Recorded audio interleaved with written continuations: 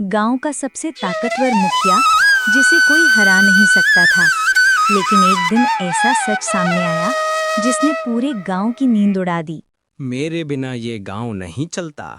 सबका पैसा और मेहनत मेरी जेब में आता। हा हा हा हा। रामचंद्र सिंह गांव का सबसे ताकतवर मुखिया था। हमेशा दौलत और जमीन के पीछे भागता रहता था। आज सुबह भी वो अपने कमरे में बैठकर सोच रहा था कि कैसे और ज्यादा दौलत जमा की जाए। बस थोड़ी और जमीन और थोड़ी और दौलत, फिर मैं सबसे बड़ा बन जाऊंगा। कोई मुझे चुनौती नहीं दे पाएगा।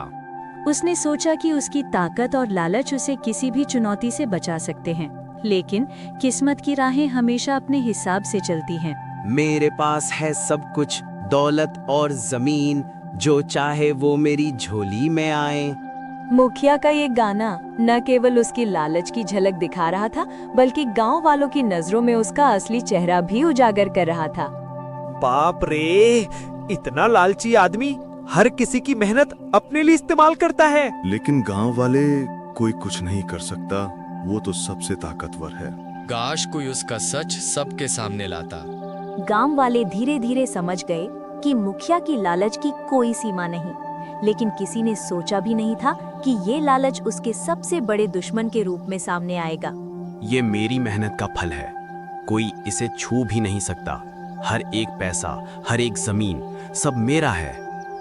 मुखिया जी, ये जमीन जो आप दावा कर रहे हैं असल में गांव के सभी के हिस्से की है, और लोग जानते हैं कि आप इसे छुपा रहे थे। तुम यहाँ कैसे? मुखिया की ताकत और लालच दोनों ही उस क्षण बेनकाब हो गए। गांव वालों ने भी ये देखा और सच्चाई समझी।